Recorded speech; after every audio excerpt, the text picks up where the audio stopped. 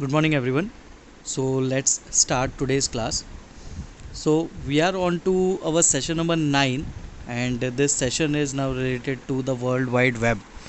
As we have already seen what internet is, so now we are moving towards a part of internet which is known as the World Wide Web. Alright, हमने जैसे कि देख लिया है अभी तक session number 8 में कि इंटरनेट क्या होता है, तो अब हम इस सेशन नंबर 9 में वर्ल्ड वाइड वेब के बारे में पढ़ेंगे कि ये वर्ल्ड वाइड वेब क्या होता है. So for explaining this thing to us they have given us an scenario. Over here they are telling us that you have to go on a holiday to Bangkok. Now if you need to go to holiday to the Bangkok, so what you would require, you would be required with some information about that place. So for getting or gathering information about the place, what you will do, you will probably speak to the persons who have already visited Bangkok, or you will search for the books that will have information about that place, है ना. So if we do so we will spend a lot of time in gathering this information, है ना. एक example के through इन्होंने बताया है कि जैसे कि हमको अगर हॉलीडे स्पेंड करने जाना है बैंकॉक में, तो वहाँ पर हम क्या करेंगे कि वहाँ पे हमको उस जगह पे जाना है अगर, तो हमको उस जगह की इन्फॉर्मेशन चाहिए.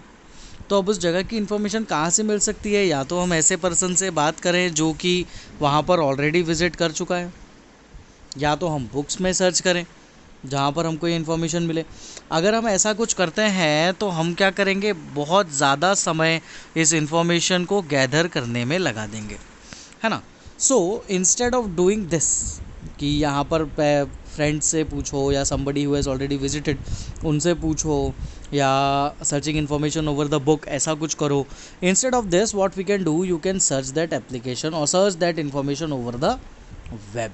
हम वेब का यूज़ करके उस इन्फॉर्मेशन को सर्च कर सकते हैं और हमको ईज़िली, बहुत आसानी से और बहुत जल्द ही होटल डिटेल्स, प्लेसेस कौन कौन सी हैं वहाँ घूमने लायक, वो सारी की सारी चीज़ें हमको बिल्कुल on our finger tips and in fraction of seconds हमको मिल जाएगी.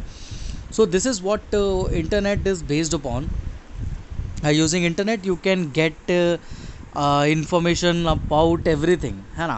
So over the internet if you need to do, so you have to use what, you have to use world wide web.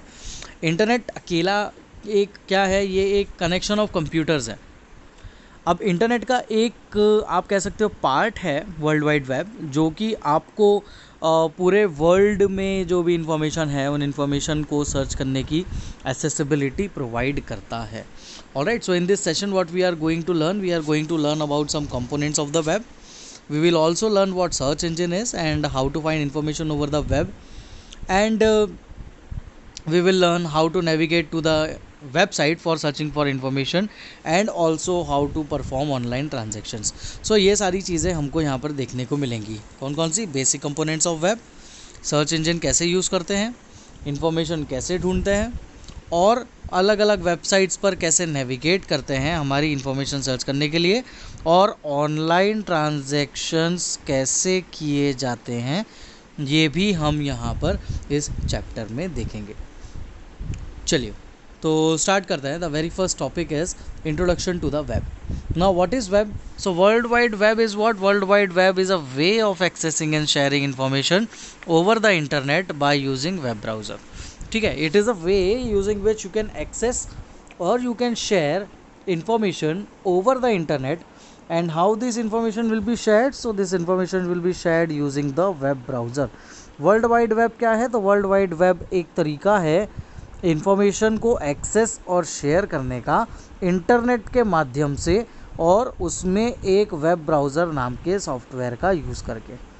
ठीक है, तो यहाँ पर हम इस इंटरनेट का यूज़ करके, इंटरनेट के अंदर वेब ब्राउज़र नाम के सॉफ्टवेयर का यूज़ करके हम इजीली किसी भी इंफॉर्मेशन को एक्सेस कर सकते हैं या किसी भी इंफॉर्मेशन को शेयर कर सकते हैं. नाउ ये एक इन्फॉर्मेशन शेयरिंग मॉडल है. This is an information sharing model which is built on the top of the internet, है ना. इंटरनेट है तो आप इस वेब का इस्तेमाल कर सकते हो. If you do not have internet, so you can not use this world wide web, है ना. ये एक प्रोटोकॉल पे वर्क करता है जिसको बोलते हैं HTTP प्रोटोकॉल, जिसका फुल फॉर्म होता है हाइपर टेक्स्ट ट्रांसफ़र प्रोटोकॉल. ये क्या होते हैं? कुछ इंटरनेट पर जो भी वेबसाइट्स बनती हैं So all the websites that are usually created over the internet have to follow some rules, and those rules, the technical term for rules is what? So the technical terms for rules is protocols, है ना। एक rules के लिए एक शब्द बना है जिसको बोलते हैं प्रोटोकॉल्स, है ना। रूल्स का मीनिंग होता है प्रोटोकॉल्स। तो यहाँ पर ओवर द इंटरनेट अगर आप कोई वेबसाइट क्रिएट करते हो तो उस वेबसाइट को कुछ नियम कानून का पालन करना होता है। अगर वो उस नियम कानून का पालन करती है तभी वो वेबसाइट इंटरनेट पर दिखाई जाएगी। तो वो क्या नियम और कानून हैं जिनका एक वेब पेज को, वेबसाइट को पालन करना होता है, वो जो रूल्स हैं, वो जो प्रोटोकॉल्स हैं, वो आपको HTTP के अंदर मिलेंगे। ठीक है, HTTP में सारे रूल्स लिखे हुए हैं जिनका यूज़ करके आप इंटरनेट पर एक वेब पेज बना सकते हो। अब ये जो वेब पेज बनाओगे इसको आपको एक्सेस करना है, मतलब यूज़ करना है या देखना है। तो इसको देखने के लिए आप लोगों के पास एक स्पेशल टाइप का सॉफ्टवेयर होना चाहिए। आप किसको एक्सेस करना चाहते हो? आप वेब को एक्सेस करना चाहते हो। और इस वेब को एक्सेस करने के लिए कुछ सॉफ्टवेयर्स होते हैं जिनको बोला जाता है ब्राउज़र। मतलब कि आपके पास एक वेब को एक्सेस करने वाला ब्राउज़र चाहिए। जब तक आपके पास वेब पे एक्सेस करने वाला ब्राउज़र नहीं है तब तक आप इन वेब पेजेस को नहीं देख सकते। जैसे कि कुछ एग्जांपल्स है गूगल क्रोम, एक एग्जांपल है फायरफॉक्स, नाम सुना होगा आपने, एक है ओपेरा मिनी, ओपेरा तो सुना ही होगा आप लोगों ने, एक होता है इंटरनेट एक्सप्लोरर। तो ये कुछ वेब ब्राउज़र्स के नाम हैं जिनका इस्तेमाल करके हम इन वेब पेजेस को इस्तेमाल कर देख सकते हैं, है ना।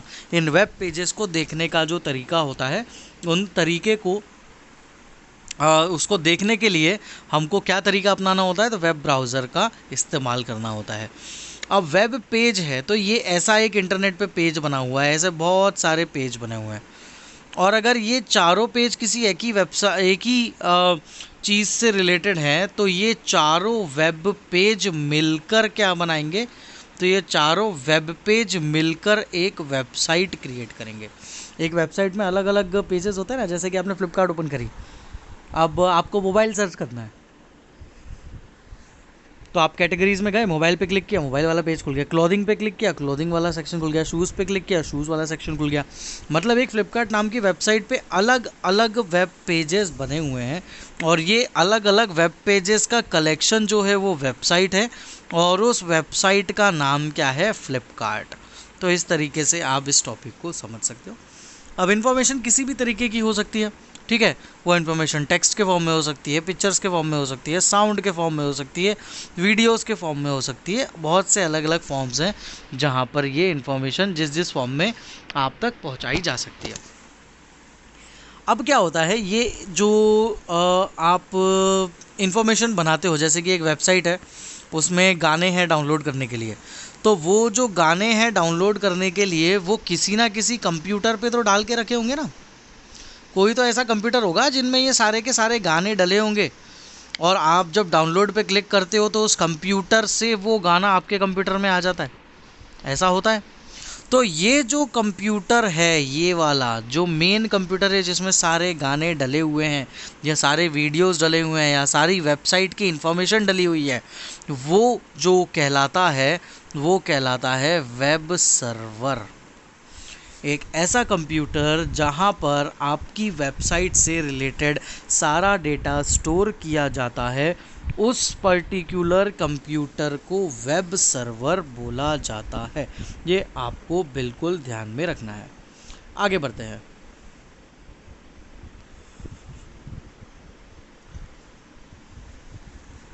कुछ लोग ऐसा, ये लोगों ने नोट में लिखा हुआ, many people use terms web and internet synonymously.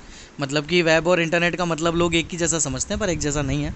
Internet बहुत सारे कंप्यूटर्स का कलेक्शन है और वेब अलग अलग इन्फॉर्मेशन को एक्सेस करने के लिए इंटरनेट पे बनाए गए अलग अलग वेब पेज जो होते हैं उनका कलेक्शन है वेब। अब यहाँ पर इन्होंने अगले पेज पर कुछ elements, components of the web, जो हम पहला टॉपिक हमने देखा था वहाँ पर, तो कुछ कंपोनेंट्स ऑफ द वेब यहाँ पर हमको दिए हुए हैं। कौन कौन से कंपोनेंट्स होते हैं वेब के वो देखते हैं। सबसे पहला कंपोनेंट जो वेब का होता है which is given to us is web browser. Web browser जैसे कि मैंने आपको पहले ही बताया, इंटरनेट के ऊपर कोई भी वेबसाइट अगर ओपन करनी है तो वेबसाइट ओपन करने के लिए the software that you need to use is called as web browser. They have given us a lot of information over the web browser. You have to go through this information and understand. और अगर आप लोगों को कुछ दिक्कत आती है, कुछ डाउट होता है तो आप लोग मुझसे पूछ सकते हो। All right, again this is some other information which is related to web page. जहाँ पर वेब पेज से रिलेटेड कुछ इन्फॉर्मेशन हमको दी हुई है, ठीक है। तो वेब पेज यहाँ पर समझाया हुआ है, आप देख सकते हो। वेब पेज क्या होता है? तो वेब पेज एक आप कह सकते हो टेक्स्ट के फॉर्म में बनाया हुआ डॉक्यूमेंट होता है जो कि इंटरनेट पर होता है। उस पेज को बोलते हैं वेब पेज। और उन वेब पेजेस पे आप क्लिक कर करके एक से दूसरे लिंक पर जा सकते हैं। जैसे लिखा हुआ है click here to open website, है ना। जब यहाँ पर ऐसा लिख दिया कि click here to open the website, CLICK, अब आपको यहाँ पर लिख दिया और जैसे ही आप आपका कर्सर यहाँ पर ले आते हो तो आपका कर्सर एक हैंड शेप में चेंज हो जाता है। जब कभी आप कहीं पर कर्सर ले जाओ और आपका कर्सर हैंड शेप में चेंज हो जाए तो वो जो लिंक है, मतलब आप इस पर क्लिक करोगे तो दूसरी जगह जाओगे, मतलब वो आपको एक दूसरे पेज पे लिंक करेगा, है ना। वो आपको दूसरे पेज पर लिंक कर देगा अगर आप वहाँ पे क्लिक करोगे तो वो जो लिंक होता है जहाँ पर आपका कर्सर ये हैंड शेप में कन्वर्ट हो जाता है, उस लिंक का जो नाम होता है उस लिंक को बोलते हैं हाइपर लिंक, ठीक है। उस लिंक को कहा जाता है हाइपर लिंक। मतलब हाइपर लिंक मतलब क्या होता है? एक ऐसा एक लिंक बना दिया कि जिस पे आप क्लिक करोगे तो दूसरे पेज पे चले जाओगे, तो वो जो होता है उसको हाइपर लिंक बोलते हैं। और ज़्यादातर जो वेबसाइट्स होती हैं वो एक प्रोग्रामिंग लैंग्वेज का यूज़ करके बनती हैं जिसको बोलते हैं HTML, hyper text transfer hyper text markup language. What is a website? Website is collection of one or more web pages. एक या एक से ज़्यादा वेब पेजेस के कलेक्शन को वेबसाइट बोलते हैं। And all these web pages must reside on a single server. और ये जो सारे वेब पेजेस हैं ये एक सिंगल सर्वर पे स्टोर किए जाने चाहिए, ठीक है। और वो जो सिंगल सर्वर है जहाँ पे डेटा रहेगा उसको वेब सर्वर कहा जाता है और ये इंटरनेट से कनेक्टेड होता है। किसी भी वेबसाइट को ओपन करते से जो पहला पेज आपको ओपन करने पर दिखता है उस पहले पेज को कहा जाता है होम पेज। हर वेबसाइट का एक यूनिक होम पेज होता है। Overview of a web address, इसको थोड़ा सा समझाता हूँ मैं। जैसे कि मैंने एक वेबसाइट बनाई, अब वो वेबसाइट बनाई मैंने तो वो किसी ना किसी एक कंप्यूटर पे जाके मैंने स्टोर कर दी, है ना। अब ये इन्फॉर्मेशन जिस कंप्यूटर पे जाके स्टोर हुई है वो कंप्यूटर क्या है मेरा? वो कंप्यूटर क्या है मेरा? एक वेब सर्वर है वेब सर्वर। अब मेरे इस वेब सर्वर तक जब कोई पहुंचेगा तभी तो वो मेरी वेबसाइट ओपन कर पाएगा, है ना। जब कोई मेरी इस वेबसाइट पे पहुंचना चाहता है तो उसको क्या करना पड़ेगा? तो उसको मेरे कंप्यूटर तक पहुंचना पड़ेगा। अब मेरे कंप्यूटर तक कैसे पहुंचेगा? तो मेरे कंप्यूटर के एड्रेस के थ्रू पहुंचेगा। एक चीज़ और नई जान लो, हर कंप्यूटर का अपना खुद का कोई पता होता है। आप अगर ऑनलाइन शॉपिंग करते हो, कोई चीज़ बुलाते हो तो आपके घर तक कैसे आती है? आपका पता देखकर आती है ना। सिमिलरली इंटरनेट पे भी जो वेबसाइट्स बनती हैं हर वेबसाइट का एक कंप्यूटर होता है जहाँ पर वो बनी होती है और उस कंप्यूटर का एक पता होता है, एक एड्रेस होता है। और उस एड्रेस को पहुंचना जब पड़ता है, जब कोई वेबसाइट कहीं पर स्टोर है और आप कह सकते हो कि उस एड्रेस पे अगर कोई पहुंचेगा तो वो सर्वर बताएगा कि क्या इन्फॉर्मेशन आपके कंप्यूटर पे दिखना चाहिए, है ना। तो अब क्या होता है कि हर जो एड्रेस होता है उस एड्रेस को क्या बोलते हैं कंप्यूटर की भाषा में? तो उसको बोलते हैं IP एड्रेस। नाम ध्यान रखना, हर एक कंप्यूटर का अपना खुद का पता होता है, मतलब अपना खुद का एड्रेस होता है जहाँ पर वो डाटा स्टोर करता है और उस एड्रेस को IP एड्रेस कहा जाता है। एक IP एड्रेस का एग्जाम्पल आप देखो, ये यहाँ पर इन्होंने लिखकर बताया है। ये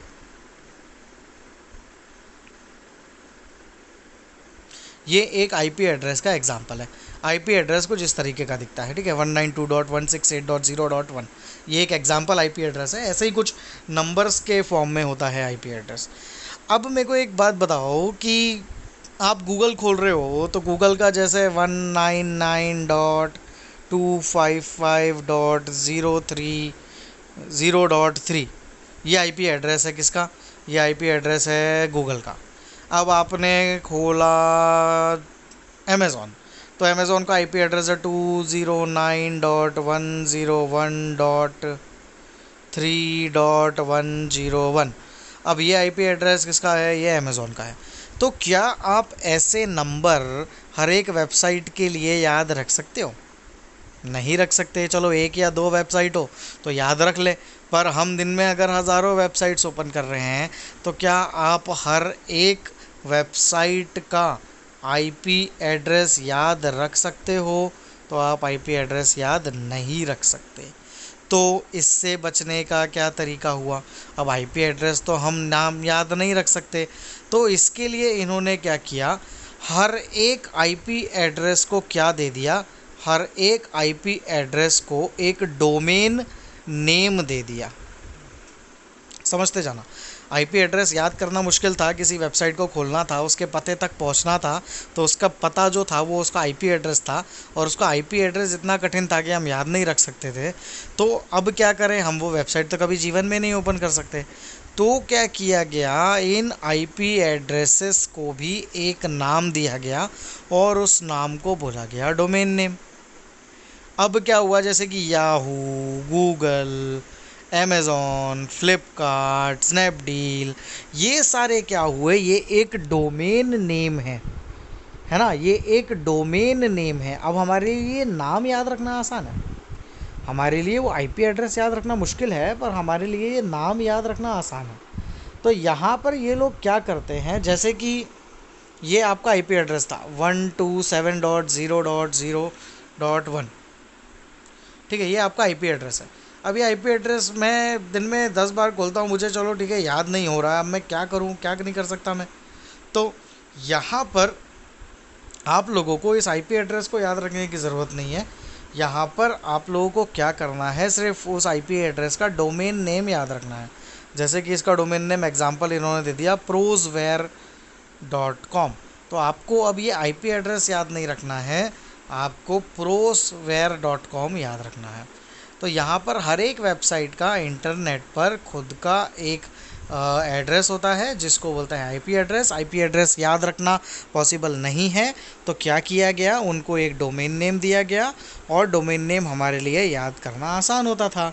तो अब क्या होता है, जैसे ही मैं लिखूँगा, जैसे कि मैंने लिखा prosware.com, ठीक है, मैंने prosware.com खोली, तो prosware.com का जैसे ही आप क्लिक करोगे तो इंटरनेट कहाँ जाएगा, इंटरनेट जाएगा इस पते पर, क्योंकि ये जो आईपी एड्रेस था ये prosware.com का है। तो जैसे ही आप prosware.com खोलोगे तो आपका कंप्यूटर का जो ब्राउज़र है, जो गूगल क्रोम है, इंटरनेट एक्सप्लोरर है, वो क्या करेगा, वो इस पते पर जाएगा 127.0.0.1, इस पते पर जाएगा, और उस पते पर जाकर उसके पास जो भी इंफॉर्मेशन होगी वो इंफॉर्मेशन वो आपकी वेबसाइट पर, आपके कंप्यूटर पर दिखा देगा, ठीक है। तो ये चीज़ यहाँ पर होती है। ऑलराइट, तो ये तरीका होता है, ये एक वे होता है जिसके थ्रू इंटरनेट जनरली वर्क करता है, ठीक। तो ये सारी चीज़ें यहाँ पर हमको बताई गई हैं। ये जो डोमेन नेम होता है, ये डोमेन नेम थोड़े आसान होते हैं हमारे लिए as compare to the IP address. ये domain name unique alpha numeric address होते हैं, ठीक है। ये जो डोमेन नेम्स होते हैं ये यूनिक अल्फ़ा न्यूमेरिक एड्रेस होते हैं। यूनिक अल्फ़ा न्यूमेरिक एड्रेस का मतलब क्या हुआ, एक अमेज़ॉन नाम की वेबसाइट है तो दूसरी अमेज़ॉन नाम की वेबसाइट नहीं बन सकती, एक फ्लिपकार्ट नाम की वेबसाइट है तो दूसरी फ्लिपकार्ट नाम की वेबसाइट नहीं बन सकती, इसलिए यहाँ पर यूनिक वर्ड का यूज़ किया गया है।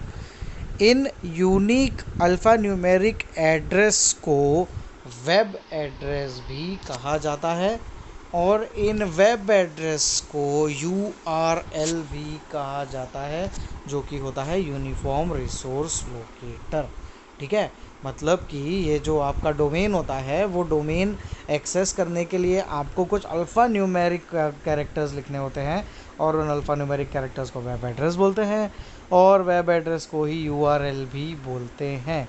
ठीक, तो यहाँ पर अब हमको नीचे और भी कुछ चीज़ें बताई गई हैं, वो उनको थोड़ा सा हम समझते हैं। अब ये जो यूआरएल की बात कर रहे हैं हम, यहाँ पर जो यूआरएल है, इन्होंने एक एग्जांपल यूआरएल हमको बताया है, और इन्होंने हमको बोला है कि ये देखो यूआरएल कुछ इस तरीके का दिखता है, और यूआरएल में क्या क्या चीज़ें होती हैं उनको डिफ़ाइन करके बताया है। मैं अभी जिस चीज़ को मार्क कर रहा हूँ ये एक यूआरएल है, ये एक URL है, मतलब ये एक वेब एड्रेस है, मतलब ये कोई एक डोमेन है, और इस वेब एड्रेस का खुद का कोई IP एड्रेस होगा, और ये जिस कंप्यूटर का IP एड्रेस होगा वो उस कंप्यूटर का पता होगा, और उस पते पर ही ये वेबसाइट की सारी इन्फॉर्मेशन स्टोर होगी।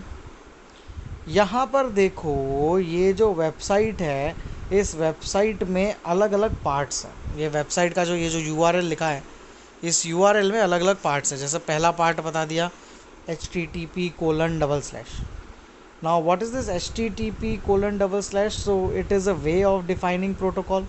हाइपर टेक्स्ट ट्रांसफर प्रोटोकॉल के बिना कोई वेबसाइट नहीं बन सकती, तो हर एक वेबसाइट के आगे HTTP लिखा हुआ आता है। आप गूगल लिख के एंटर दबा दो तो भी ऑटोमेटिक HTTP लिखा आ जाएगा। मतलब HTTP तो बहुत इंपॉर्टेंट चीज़ है, HTTP आप लिखो ना लिखो आ जाती है वेबसाइट के आगे। फिर डिफ़ाइन किया जाता है www, इसका मतलब ये है कि ये जो वेबसाइट है ये वर्ल्ड वाइड वेब पे बनाई गई है। उसके बाद होता है UGC। तो UGC क्या है? ये एक डोमेन नेम है, जैसे अमेज़ॉन फ्लिपकार्ट डोमेन नेम है, वैसे UGC एक डोमेन नेम है। और www.flipkart.com क्या है? तो ये एक URL है, मतलब ये एक वेब एड्रेस है। और डोमेन क्या, और ये क्या हुआ? ये वेब एड्रेस हुए। तो डोमेन क्या हुए? डोमेन हुआ फ्लिपकार्ट अमेज़ॉन, सिर्फ इतना। और जब पूरा नाम बोलो www और .com लगाकर अगर ऐसा बोलो तो उसको बोलोगे कि वो एक URL है। और अगर सिर्फ फ्लिपकार्ट बोलो या सिर्फ अमेज़ॉन बोलो, सिर्फ इतना इतना बोलो, तो वो क्या है? वो एक डोमेन है। ठीक है, तो हर एक वेबसाइट के क्या क्या पार्ट्स होते हैं? तो एक होता है उसका HTTP पार्ट, एक होता है www पार्ट, एक होता है उसका डोमेन पार्ट। और डोमेन अलग अलग टाइप्स के होते हैं। कोई कंपनी अगर एजुकेशन से रिलेटेड है तो उसका जो डोमेन का टाइप है वो .edu हो सकता है। कोई वेबसाइट इंडिया में बनी हुई है तो उसका .in हो सकता है। कोई कॉमर्शियल वेबसाइट है तो उसका .com हो सकता है। कोई वेबसाइट का .net हो सकता है। तो अलग अलग वेबसाइट्स का अलग अलग डोमेन का टाइप हो सकता है। जैसे यहाँ पर इसका डोमेन क्या है, डोमेन का टाइप क्या है? तो यहाँ पर इसके डोमेन का टाइप है AC.in। अब AC.in जो था ये उसका आप कह सकते हो कि डोमेन का टाइप था। अब आपने जो कंप्यूटर पे स्क्रीन व्यू करवाई है वेबसाइट का इस्तेमाल करके, अब आपको पता तो चल गया कि भैया ये उसका प्रोटोकॉल है, ये www मतलब वेब पे बनी है, UGC उसका डोमेन है, .ac.in उसका डोमेन का टाइप है। अब चलो ठीक है, ये वेबसाइट तक तो पहुंच गए। इस वेबसाइट पे क्या करना है आपको? तो इस वेबसाइट पे पहुंच गए हो आप, मतलब आप उस कंप्यूटर तक पहुंच गए हो जहाँ पर ये इन्फॉर्मेशन सेव है, मतलब आप वेब सर्वर तक पहुंच गए हो। अब यहाँ से आप लोगों को क्या करना है? अब यहाँ से आप लोगों को किसी एक पेज को डिस्प्ले करना है। तो इसके बाद इतना सब लिखे जाने के बाद जो बाद की चीज़ें लिखी हुई होती हैं, वो बाद की चीज़ों को क्या कहा जाता है? Path of the document. It is known as path of the document. So these are some parts that must be known to us. ये सारे पार्ट्स हमको पता होना चाहिए। यहाँ पर बहुत सारे टाइप ऑफ डोमेन्स इन्होंने बताए हैं। .com, what does it define? It indicates that it is a commercial website. edu defines a educational website. .net, it is a network oriented website. .org, it is a kind of non-profit organization और NGO। कोई information related website है, .info भी हो सकता है, .museum भी हो सकता है। तो इस तरीके से अलग अलग टाइप ऑफ डोमेन सबके हो सकते हैं। अब इंटरनेट एक्सप्लोरर क्या होता है? आप लोगों को बखूबी पता है। इंटरनेट एक्सप्लोरर एक वेब ब्राउज़र है जिसका इस्तेमाल करके आप लोग इंटरनेट पर इंफॉर्मेशन सर्च कर सकते हो। So here are some points which are given to us using which you can search the information over the net. तो ये कुछ 18 पॉइंट्स यहाँ पर हैं और ये कुछ 4 पॉइंट्स यहाँ पर हैं, 4 5 6 ना कंटिन्यू में है, वो नंबरिंग गलत है, ठीक है। ये पहला वाला पॉइंट यहाँ पर रिपीट हो गया है दूसरे पेज पर, इसलिए उन्होंने 1 नंबर डाल दिया, नहीं तो 1 2 3 4 5 ऐसे अराउंड 18 पॉइंट्स है। You have to go through this 18 points and understand how you can search the information over the internet. The next topic is searching the information. Now searching the information is what you have to ask a computer to search about some information. तो वो कैसे की जा सकती है, तो वो की जाती है सर्च इंजन का इस्तेमाल करके, वो सर्च इंजन का इस्तेमाल करके की जाती है, ठीक है। तो सर्च इंजन क्या होता है वो इन्होंने यहाँ पर हमको बताया हुआ है। सर्च इंजन क्या होता है, किसी भी स्पेसिफिक इंफॉर्मेशन को अगर आपको सर्च करना है तो आपको सर्च इंजन का इस्तेमाल करना पड़ेगा। सर्च इंजन क्या करता है, पूरे इंटरनेट पर जो भी वेबसाइट्स हैं जो आपकी सर्च करी हुई इंफॉर्मेशन से रिलेटेड होगी, वो सारी वेबसाइट्स आपको एक ही पेज पे दिखा दी जाएंगी और उनमें से आप फिर देख सकते हैं कि आपको कौन सी इंफॉर्मेशन रखनी है, कौन सी नहीं रखनी है। एज़ पर आवर नीड यहाँ पर इंफॉर्मेशन हमारे तरीके से स्टोर की जा सकती है, ये इन्होंने यहाँ पर बताया है।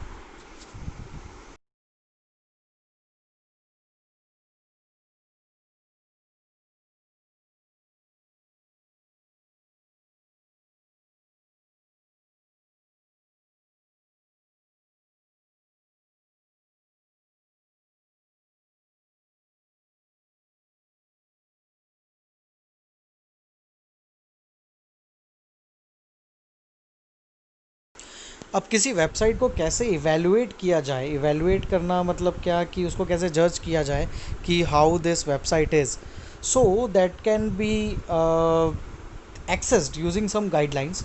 So we can evaluate whether the website is a good website or not, so that can be searched over by the following guidelines. By seeing the following guidelines we can understand whether the website is a good one or not. So there, the first guideline is include reliable content.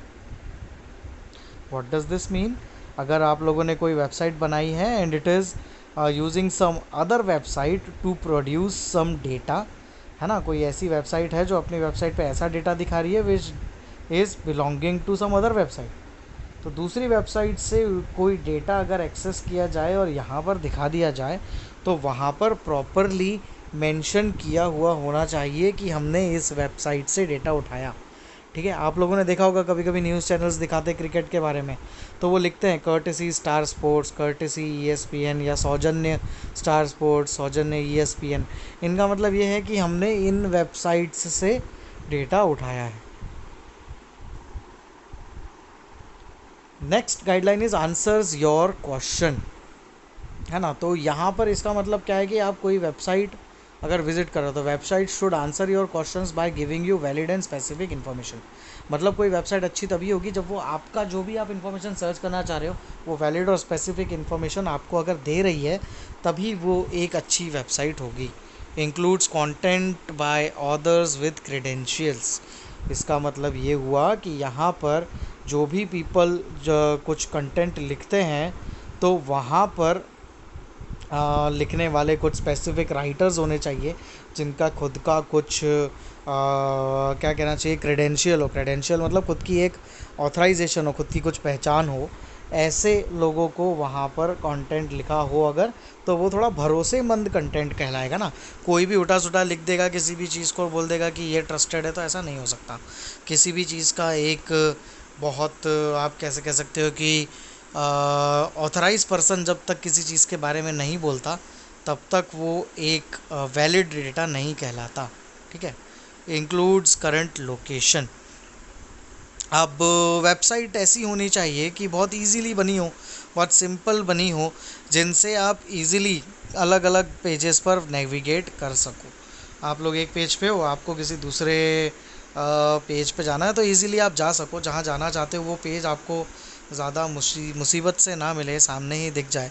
तो इस तरीके से आपकी website होनी चाहिए और content बहुत easily मिलना चाहिए और इजीली आप उस वेबसाइट को एक्सेस कर सको। ऐसा ही कंटेंट हमको हमारी वेबसाइट पे डालना चाहिए और वेबसाइट को रेगुलरली अपडेट करना चाहिए। अगली चीज़ जो यहाँ पर दी हुई है वो है सर्च इंजन। इंटरनेट का यूज़ करके अगर आपको किसी इन्फॉर्मेशन को सर्च करना है तो आप लोगों को सर्च इंजन का यूज़ करना पड़ेगा। If you wish to access any information, you wish to search any information over the internet, then definitely you have to search using the search engines. Search engines are some websites that are used for searching the information over the net. The most common search engine is Google.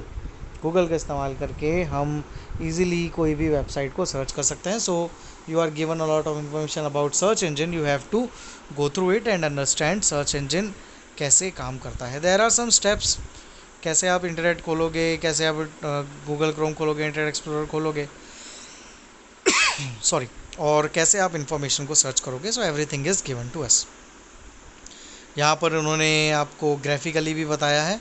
आपने क्या किया, आप लोग start में गए और start में जाकर आपने इंटरनेट एक्सप्लोरर पे क्लिक किया, जैसे कि इन्होंने यहाँ पर किया। तो you just clicked on internet explorer and you have just opened this particular page.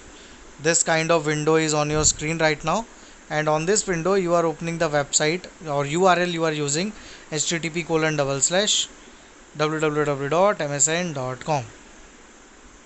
तो ये URL डालने पर क्या होगा, msn.com की वेबसाइट ओपन हो जाएगी और जो भी इंफॉर्मेशन आपको सर्च करना है आप यहाँ पर सर्च कर सकते हो।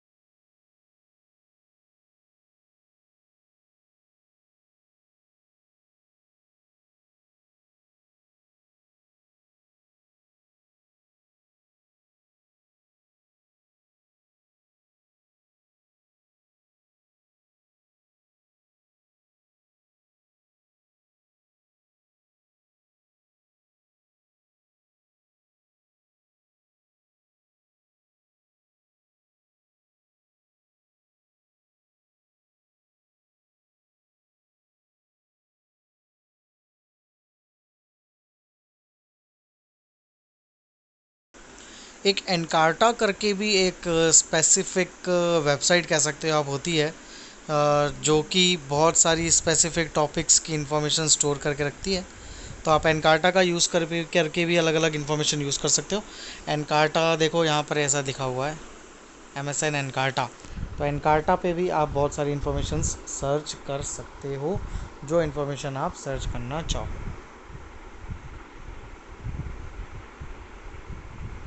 ये ऊपर सब एनकार्टा के बारे में ही बताया था।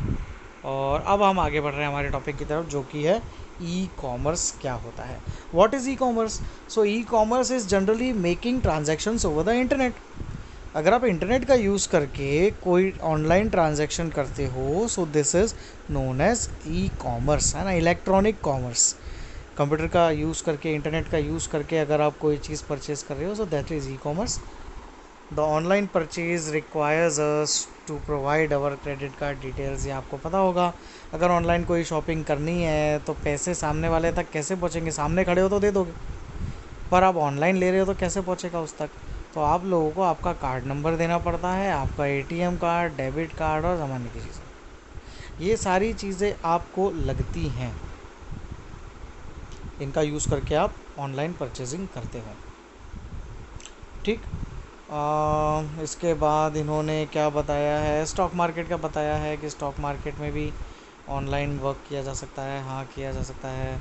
ऑनलाइन टिकट्स बुक करना है तो उसके लिए भी ई कॉमर्स का इस्तेमाल किया जा सकता है, जो हम आज के समय में बखूबी करते हैं। ये सारी चीज़ें यहाँ पर बताई हैं। और इन्होंने अब हमको बताया है कि किस तरीके से आप एक प्रोडक्ट ख़रीद सकते हो या किस तरीके से आप अकाउंट बना सकते हो। तो सारी चीज़ें यहाँ पर 5 पॉइंट्स में बताई हुई हैं। ये 5 पॉइंट्स के डायग्राम बने हुए हैं और ये 5 पॉइंट्स यहाँ पर समझाए हुए हैं।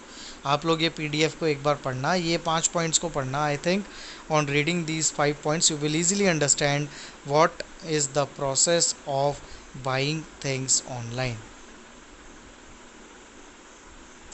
हेयर आर सम ट्रू और फॉल्स, आप लोगों को टिक करना पड़ेंगे बुक में ही कि ट्रू और फॉल्स के आंसर्स क्या आएंगे।